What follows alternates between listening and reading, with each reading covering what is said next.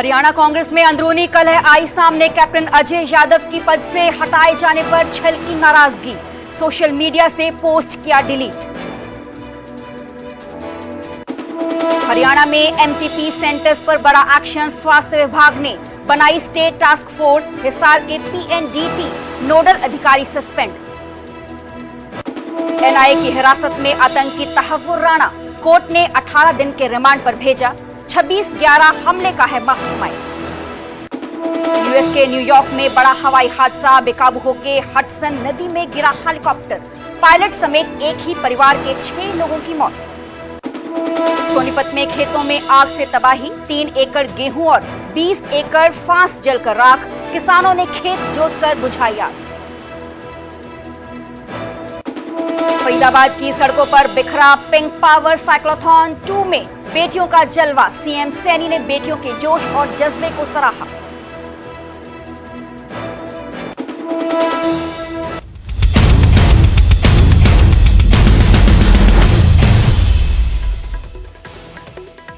नमस्कार, मैं हूं सरबजोत कौर। न्यूज 18 पंजाब हरियाणा देख रहे सभी दर्शकों का स्वागत है। बुलेटिन की शुरुआत करेंगे और सबसे पहले बात करेंगे हरियाणा कांग्रेस की, क्योंकि हरियाणा कांग्रेस में अंदरूनी खींचतान फिर से एक बार सामने आई है। कैप्टन अजय यादव ने कहा है कि मुझे पद से हटवाने की साजिश की गई है।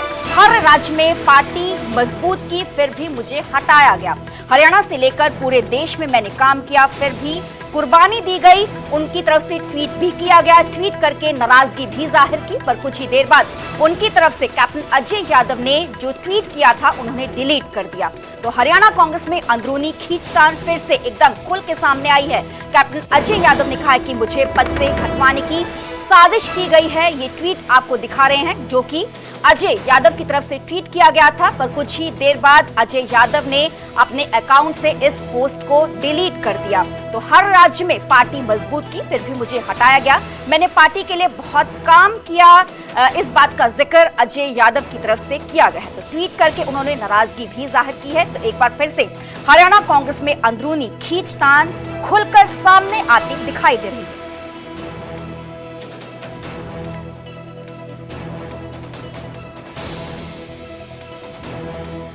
मेरे साथ में सहयोगी धर्मवीर फोन लाइन पे जुड़े हैं। धर्मवीर, हरियाणा कांग्रेस में एक बार फिर से अंदरूनी खींचतान खुलकर सामने आई है। बिल्कुल, देखिए कल जब कैप्टन अजय सिंह यादव को ओबीसी के चेयरमैन का पद है उससे हटाया गया था, उसके बाद हमने देखा कि कैप्टन अजय सिंह यादव ने एक ट्वीट किया था और उसके अंदर उन्होंने लिखा था कि जो कुछ नेता हैं वो उन्हें कहीं ना कहीं शिकार बना रहे हैं और ये गुटबाजी का असर है कि उन्हें पद से हटाया जा रहा है। हालांकि कुछ देर के बाद कैप्टन अजय सिंह यादव ने इस सोशल मीडिया एक्स पर जो पोस्ट लिखी थी इसको डिलीट कर दिया था। आज सुबह जब हमने कैप्टन अजय सिंह यादव से बात की थी तो उनका कहना था कि वो किसी प्रोग्राम के चलते महाराष्ट्र में आए हुए हैं और वो देर रात तक वापस दिल्ली लौटेंगे। उसके बाद वो न सिर्फ आला नेताओं से बातचीत करेंगे, बल्कि उसके बाद वो प्रेस कॉन्फ्रेंस करने की भी बात कह रहे हैं कि प्रेस कॉन्फ्रेंस करेंगे और उसके बाद वो अपना पक्ष रखेंगे कि आखिर क्या वजह रही कि संगठन ने उन्हें ओबीसी चेयरमैन के पद से हटाया है। उन्होंने ये भी दावा किया है कि पिछले कुछ दिनों में उन्होंने लगातार कांग्रेस के लिए प्रचार प्रसार किया है। सभी राज्यों में वो गए हैं और वहां पर भी उन्होंने संगठन को मजबूती दी है, लेकिन उसके बावजूद उनके काम को अनदेखा किया गया और उनके साथ साजिश के तहत उन्हें हटाया गया है। इस तरह के आरोप जो है कैप्टन अजय सिंह यादव लगा रहे हैं। पार्टी हाईकमान की तरफ से इस ट्वीट के बाद कुछ बयान सामने आ पाया? देखिए, अभी तक पार्टी आला कमान की तरफ से कोई बयान इस पर सामने नहीं आया है पोस्ट के बाद, लेकिन कुछ देर के बाद उन्होंने पोस्ट जरूर हटा दी थी कैप्टन अजय सिंह यादव ने। हो सकता है कि उसके पीछे कोई राजनीतिक दबाव रहा हो या कोई और वजह रही हो, ये अभी साफ नहीं है। लेकिन कैप्टन अजय सिंह यादव ने इतना जरूर कहा है कि वो आकर के इस पूरे मामले पर प्रेस कॉन्फ्रेंस करेंगे और उसके बाद अपनी बात रखेंगे आखिर कौन कौन वो नेता है जिन्होंने उन्हें टारगेट किया है और उन्हें हटाया है। जी चलो, बहुत बहुत शुक्रिया धर्मवीर हमें पूरी जानकारी देने के लिए। तो ट्वीट करके नाराजगी जरूर जाहिर की गई, पर जो ट्वीट आप देख पा रहे हैं कुछ ही देर बाद डिलीट अजय यादव की तरफ से कर दिया गया। कुछ ही देर बाद प्रेस कॉन्फ्रेंस उनकी तरफ से की जाएगी और अपना पक्ष कैप्टन अजय यादव रखेंगे।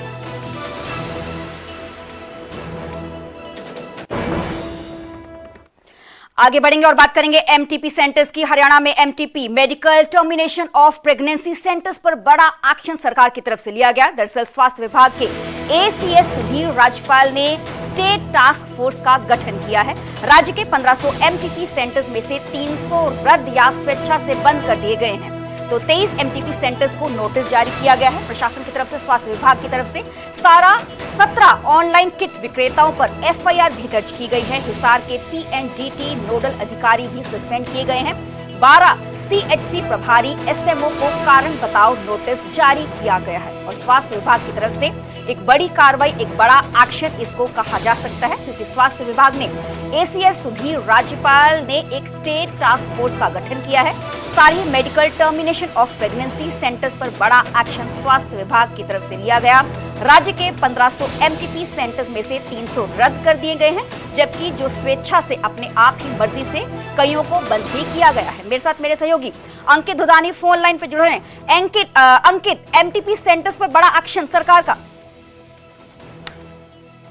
एमटीपी सेंटर्स को लेकर के एक बड़ा एक्शन सरकार की ओर से लिया गया है और स्पेशल एक टास्क फोर्स का भी गठन किया गया है। और स्पेशल टास्क फोर्स का गठन इसीलिए किया गया है क्योंकि लगातार जो शिकायतें आ रही थी कि गर्भपात करवाया जा रहा है और एमटीपी सेंटर्स जो बनाए गए हैं उनके अंदर गर्भपात करवाया जा रहा है, तो उसको लेकर के काफियों को टर्मिनेट कर दिया गया है, उनके लाइसेंस टर्मिनेट कर दिए गए हैं। वहीं कई अधिकारियों के ऊपर भी एक्शन हुआ है। एक हम देखेंगे कि जो हिसार के डिप्टी सिविल सर्जन थे प्रभुदयाल, उनको सस्पेंड तक कर दिया गया है, तो उनकी कहीं ना कहीं संलिप्तता पाई गई, तो इसलिए अभी उनको सस्पेंड कर दिया गया है। तो ऐसा काफी एक्शन हुआ है कुछ लोगों पर और कुछ सेंटर्स पर एफआईआर तक दर्ज करने की बात कही गई है। तो सरकार पूरी तरह से गंभीर है, क्योंकि जिस तरह से सेक्स रेशो है उसको बढ़ाने के लिए वो उसमें सुधार आए, तो इस वजह से सरकार ये कदम उठा रही है। और पूरे प्रदेश की अगर बात करें तो पहले जो है 911 था सेक्स रेशो जो है, वो अब 912 हुआ। हालांकि एक का सुधार हुआ है, लेकिन फिर भी सरकार और चाहती है कि इसके अंदर और सुधार आए, तो इसीलिए ये टास्क फोर्स का गठन किया गया है। और ये टास्क फोर्स लगातार एक्शन लेगी, छापेमारी करेगी और छापेमारी करके जो भी इसके अंदर संलिप्त पाए जाएंगे, जहां उनको अगर कोई अधिकारी संलिप्त पाया जाता है तो उनके खिलाफ एक्शन लिया जाएगा, उनको चार्जशीट किया जाएगा। वहीं अगर जो सेंटर पाए जाते हैं तो उनके लाइसेंस टर्मिनेट किए जाएंगे। तो इस तरह के पूरे एक्शन जो है आगे भी होते रहेंगे। जी बहुत बहुत शुक्रिया अंकित, हमें पूरी जानकारी देने के लिए।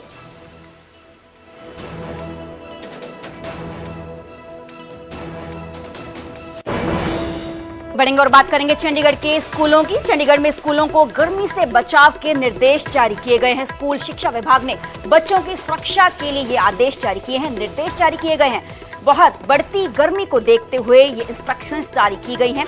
खुली धूप में विद्यार्थियों को, स्टूडेंट्स को बैठाया नहीं जाएगा। खुले में कोई भी कार्यक्रम आयोजित नहीं करवाया जाएगा। साफ पीने के पानी की व्यवस्था अनिवार्य की गई है। दिन में 3 बार पानी पीने की घंटी बजाई जाएगी। लू से बचाव के लिए ओआरएस पैकेट्स भी उपलब्ध करवाए जाएंगे। बच्चों को गर्मी से बचने के लिए टिप्स भी दिए जाएंगे। एसएमसी और आयुष विभाग से भी मदद ली जा सकती है। आपात स्थिति में अस्पताल से संपर्क और प्राथमिक चिकित्सा की व्यवस्था अनिवार्य। क्लासरूम में पर्दों से खिड़कियां ढकने के निर्देश भी दिए गए हैं। तो स्कूलों को स्थानीय मौसम विभाग की चेतावनी पर सतर्क रहने और भारी गतिविधियों सुबह 10 बजे से पहले पूरी करने के निर्देश प्रशासन की तरफ से, एडमिनिस्ट्रेशन की तरफ से जारी किए गए हैं। तो चंडीगढ़ के स्कूलों में बच्चों को गर्मी से बचाने के लिए ये आदेश, निर्देश चंडीगढ़ एडमिनिस्ट्रेशन की तरफ से जारी किए गए हैं। आगे बढ़ेंगे, रुक करेंगे अगली खबर का। सोनीपत में खेतों में खड़ी फसल को अचानक आग लग गई। 3 एकड़ गेहूं और 20 एकड़ फांस जलकर खाक हो गई। किसानों ने खेतों की दरअसल जुताई कर आग बुझाने की कोशिश की। आगजनी की सूचना मिलते ही मौके पर दमकल विभाग की गाड़ियां पहुंच गई। कड़ी मशक्कत के बाद आग पर काबू पाया गया। गांव कुमासपुर और दीपालपुर की घटनाएं बताई जा रही है। किसानों ने सरकार से मुआवजे की मांग भी की है। तो सोनीपत की तस्वीरें आप देख पा रहे हैं। 3 एकड़ गेहूं और 20 एकड़ फांस जहां पे लगी हुई थी वो जल गई। किसानों ने खेतों की जुताई कर आग बुझाने की कोशिश की। आगजनी की सूचना मिलते ही मौके पर फायर ब्रिगेड की गाड़ियां पहुंच गई। दमकल विभाग पहुंच गया। कड़ी मशक्कत के बाद आग पर काबू पाया जा सका। वहाँ पर कई एकड़ जो जमीन है जिसमें जो फसल लहला रही थी और वो बिल्कुल पक चुकी थी, उसमें आग लगी है। आग लगने के उपरांत फायर ब्रिगेड जो है वो थोड़ा लेट पहुंची है। प्रशासन से मांग करते हैं, क्योंकि यह फसल का समय है और इस समय में गर्मी के दिनों में ज़्यादातर आग लगती है, ज़्यादा से ज़्यादा सुविधाएं उसके लिए बढ़ाई जानी चाहिए, ताकि जो है अगर किसी को नुकसान होता है तो आग लगने के उपरांत तुरंत प्रभाव से वहां पर फायर ब्रिगेड की सुविधा पहुंचे और पहुंचने के उपरांत इस मामले में जो जल्दी से जल्दी कार्रवाई हो। आगे बढ़ेंगे और बात करेंगे गोहाना की। गोहाना में फायर ब्रिगेड ने एक अतिरिक्त गाड़ी यानी कि एक्स्ट्रा गाड़ी मांगी है। फसलों में आग लगने की घटनाएं रोकने के लिए ये गाड़ी मांगी गई है। गोहाना में दरअसल 2 दमकल की गाड़ियां हैं, लेकिन एक गाड़ी खराब पड़ी हुई है। गोहाना उपमंडल में 1.5 लाख एकड़ में लगी गेहूं की फसल है, तो मशीनों से कटाई के साथ ही आग का खतरा भी इन दिनों में बढ़ जाता है। किसानों को जागरूक रहने की अपील प्रशासन की तरफ से की गई है। खेतों में आग से बचाव को लेकर जागरूक किसानों को किया जा रहा है। तो गोहाना फायर ब्रिगेड ने एक अतिरिक्त एक्स्ट्रा गाड़ी मांगी है, क्योंकि फसलों में आग लगने की घटनाएं बहुत ज्यादा सामने आ रही हैं। गोहाना में 2 दमकल विभाग की गाड़ियां हैं, जबकि एक गाड़ी खराब पड़ी हुई है। मौके पर 2 फायर गाड़ियां हैं, एक गाड़ी कंडम खड़ी है, उसकी सूचना हमने अपने अधिकारी को दे दी गई है। एक गाड़ी बिल्कुल चालू हालात में है, स्टाफ भी अवेलेबल है, और दूसरी गाड़ी की डिमांड हमने अपने अधिकारी को सोनीपत दमकल केंद्र रामेश्वर जी को डाल दी है। 1-2 दिन में हमें दूसरी गाड़ी भी मिल जाएगी, और हमारा स्टाफ बिल्कुल एकदम तैयार है। किसी भी तरह की भगवान ऐसा न करे कोई घटना हो। और लोगों से एक अपील करना चाहते हैं कि भाई थोड़ा खेत के अंदर अपनी ट्रैक्टर रो ये संभाल कर रखे, पानी का प्रबंध रखे, और कोई भी बीड़ी का सेवन ना करे। जो रैपर वगैरह चल रहे हैं या कंपेन चल रही है, वो सब एक फर्स्ट एड के तौर पर एक फायर एक्सटिंग्विशर अपने साधन के ऊपर। अब बात करेंगे करनाल की। करनाल से किसानों के लिए एक बेहद ही अच्छी खबर है। भारतीय गेहूं और जौ अनुसंधान संस्थान ने गेहूं और जौ की नई किस्में विकसित की हैं। बता दें कि तीनों नई किस्मों को बीज उत्पादन प्रमाण पत्र दिया जा चुका है। DBW 386 यूपी, बिहार, पश्चिम बंगाल के लिए उपयोगी है। गेहूं की किस्म DBW 386 प्रति हेक्टेयर 52 क्विंटल उत्पादन देगी। दूसरी तरफ DBW 443 कर्नाटक, तमिलनाडु, महाराष्ट्र के लिए उपयोगी होगी। गेहूं की किस्म DBW 443 प्रति हेक्टेयर क्विंटल उत्पादन देगी। जौ की किस्म DBRB प्रति हेक्टेयर 43 टन उत्पादन देगी। DBRB हरियाणा, पंजाब, यूपी, राजस्थान के लिए उपयोगी होगी। देश के अलग अलग संस्थानों में 12 नई किस्मों का विकास किया गया है। ये अभी जो अनुमोदन हुआ है केंद्रीय अनुमोदन समिति के द्वारा प्रजातियों का, उसमें 12 गेहूं की और 3 जौ की प्रजातियों का अनुमोदन हुआ है। एक स्टेट रिलीज भी इसके अलावा है, और इसमें भारतीय गेहूं एवं जौ अनुसंधान संस्थान की 2 गेहूं की किस्में और 1 जौ की किस्म का अनुमोदन हुआ है। और उसमें जो प्रमुख है हमारी DBW 386 है, वो पूर्वोत्तर भारत के लिए की गई है। और उसके अलावा जो एक DBW 443 है वो प्रायद्वीपीय क्षेत्र के लिए है, हाई क्वालिटी वैरायटी के तौर पे। और जौ की जो प्रजाति हुई है वो DWRB 223 है, जो छिलका रहित प्रजाति है। इसमें से जैसे हमारी प्रजातियां जो हैं, एक DBW 386 और DBW 443, ये दोनों ही मौसम अनुकूल हैं, जलवायु अनुकूल किस्में हैं, और बायोफोर्टिफाइड भी हैं दोनों ही। इसके अलावा जो IRI न्यू दिल्ली मतलब पूसा संस्थान की जो एक प्रजाति है जो इस क्षेत्र के लिए है, वो है HD 3428, जिसको पूसा सूर्या का नाम दिया गया है। वो भी इरिगेटेड और लेट सोन 1.5 से बिजाई के लिए है वो, और उसकी औसत उपज जो रिकॉर्ड में आई है वो 51 क्विंटल प्रति हेक्टेयर से ज़्यादा की थोड़ी सी है। फरीदाबाद में साइक्लोथॉन 2 पिंक पावर का प्रतीक बना है। साइक्लोथॉन 2 में जन सैलाब उमड़ा दिखाई दिया। सीएम नायब सिंह सैनी की मौजूदगी में ही पिंक थीम पर आयोजन करवाया गया। शहर की सड़कों पर महिलाओं और बेटियों ने जबरदस्त भागीदारी अपनी दिखाई। हर मोड़ पर सेल्फी, जोश और समाज को एक नई दिशा देने का पैगाम इस दौरान दिया गया। सीएम नायब सिंह सैनी ने बेटियों के जोश और जज्बे को सराहा भी। मुख्यमंत्री नायब सिंह सैनी साइक्लोथॉन के बाद द्वारका एक्सप्रेस वे के पास ग्लोबल सिटी में विकास परियोजनाओं का अवलोकन और निवेशकों के साथ बैठक करेंगे। गुरुग्राम में HSIIDC के अधिकारियों के साथ वर्ल्ड क्लास सिटी बनाने पर बैठक करेंगे। दोपहर को सोनीपत में मारुति के निर्माणाधीन प्लाट का दौरा भी इनकी तरफ से किया जाएगा। धन्यवाद माननीय मुख्यमंत्री। ये मेरे लिए खुशी की बात है।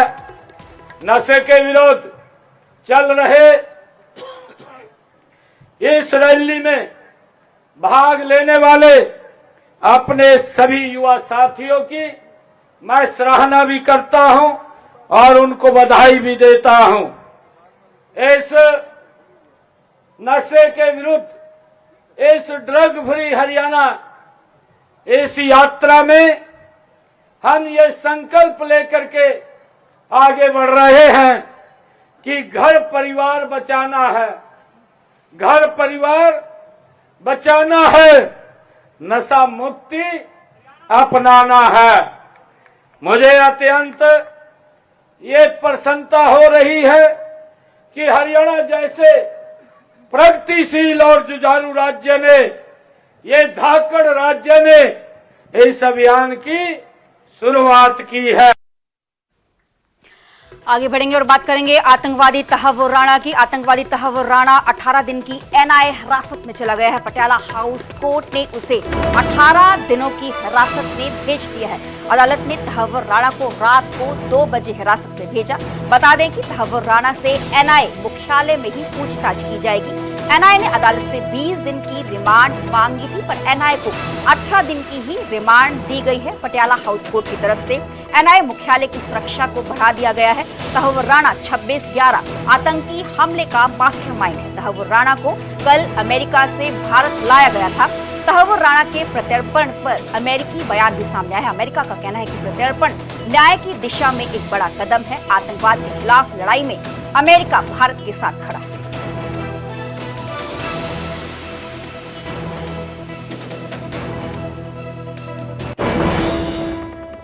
आगे बढ़ेंगे और बात करेंगे न्यूयॉर्क की। न्यूयॉर्क के हडसन नदी में हेलीकॉप्टर क्रैश हो गया। हेलीकॉप्टर क्रैश में एक परिवार के 6 लोगों की मौत हो गई। सीमेंस के CEO और उनके परिवार की मौत हुई है। स्पेन में सीमेंस कंपनी के CEO थे अगस्टिन एस्कोबार। तो न्यूयॉर्क के हडसन नदी के ऊपर हेलीकॉप्टर क्रैश हो गया। हेलीकॉप्टर क्रैश में एक ही परिवार के 6 लोगों की मौत हो गई। तो किस तरीके से ये जो हेलीकॉप्टर है एक खिलौनों की तरह नीचे आता हुआ दिखाई दे रहा है, क्योंकि क्रैश हो गया। क्रैश होके हडसन नदी में जा गिरा और एक ही परिवार के 6 सदस्यों की मौत हो गई।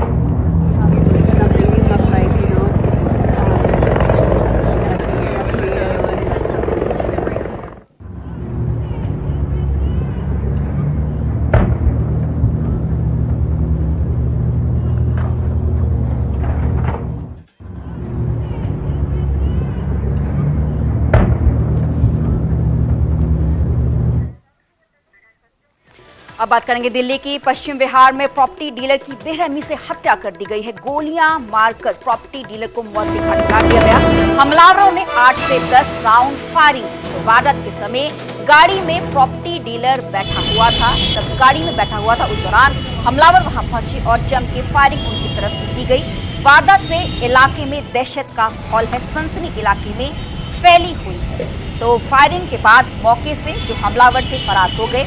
पश्चिम बिहार में प्रॉपर्टी डीलर की हत्या की गई है। जांच का विषय है कि इस रंजिश के चलते इस पूरी घटना को अंजाम हमलावरों की तरफ से दिया गया है। हमलावरों ने 8 से 10 राउंड फायरिंग की प्रॉपर्टी डीलर पर। जिस टाइम इस पूरी घटना को अंजाम दिया गया, प्रॉपर्टी डीलर अपनी गाड़ी में ही मौजूद था, सवार।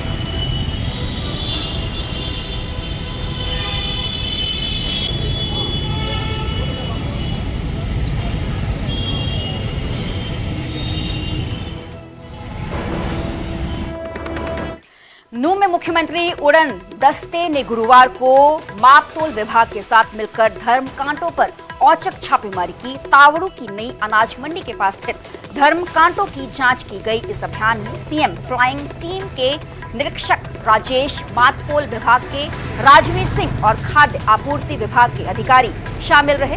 प्रशासन ने बताया कि ऐसी जांचें आगे भी जारी रहेंगी ताकि किसानों को सही वजन और पारदर्शी व्यापार सुनिश्चित हो सके।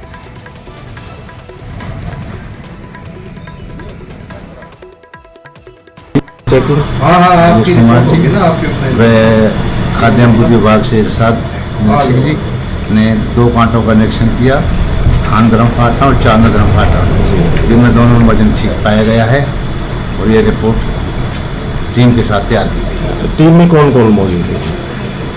टीम में उड़न दस्ता, मुख्यमंत्री उड़न दस्ता के निरीक्षक श्री राजेश कुमार जी व खाद्य आपूर्ति विभाग के निरीक्षक इरशाद जी, ये सभी मौजूदगी में किया गया है।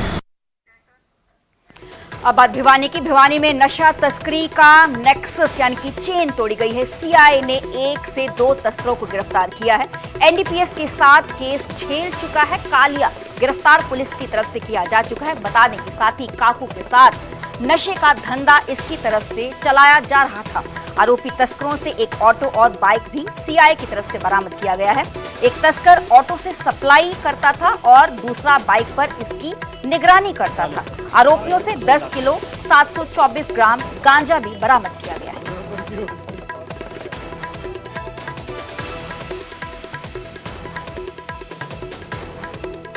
और एक मोटरसाइकिल जैसा कि सूचना थी वहीं आते हुए दिखाई दी और उनको काबू करके जो हमारे एनडीपीएस के रूल्स के अकॉर्डिंग जो नोटिस की दिए जाने की पालना की जाती है और ड्यूटी मजिस्ट्रेट को मौके पर बुलाया जाता है, वो सभी को फॉलो करके जब ड्यूटी मजिस्ट्रेट की प्रेजेंस में हमने ऑटो और मोटरसाइकिल की तलाशी ली तो वहाँ से एक बड़ी सफलता हासिल हुई हमारी टीम को और 10 किलो 724 ग्राम गांजा बरामद हुआ। सर ये कहाँ से लेकर आए थे, कहाँ सप्लाई करने वाले? देखो, जो अभी हमने प्राइमा फेसी इनसे इंक्वायरी में पूछताछ की गई है तो ये हिसार की तरफ से सामान लेकर आए हैं। बात कैथल की करेंगे। खानपुर गांव के ग्रामीणों की तरफ से एक बड़ा फैसला लिया गया है। सरकारी स्कूलों में ही अपने बच्चे को ग्रामीण पढ़ाएंगे। बता दें कि सरकारी स्कूलों को नई ऊंचाई पर ले जाने का संकल्प ग्रामीण वासियों की तरफ से लिया गया। एडमिशन के लिए लोगों ने गांव में रैली भी निकाली। सरकारी स्कूलों को बेहतर बनाने पर जोर दिया जाएगा।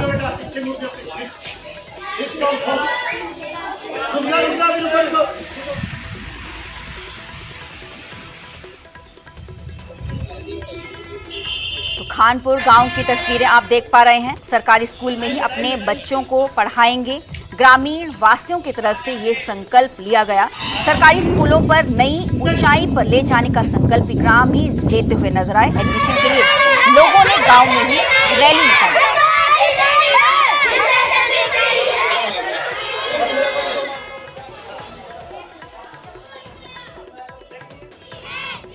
ये हमें अभियान चलाया है कि सभी अपने बच्चों को गांव के सरकारी स्कूल में दाखिला करवाएं और ये अभियान हमने पिछले महीने गांव में बड़ी पंचायत की थी चौपाल में और सभी ग्रामवासियों ने आश्वासन दिया था कि हम अपने बच्चों को अब की बार सरकारी स्कूल में दाखिला करवाएंगे। और सरकार से हम यही मांग करते हैं कि हमारा स्कूल 8वीं तक का है और हम हरियाणा सरकार से हमारे माननीय मुख्यमंत्री नायब सैनी से अनुरोध करते हैं कि हमारे स्कूल को +2 तक का अपग्रेड किया जाए।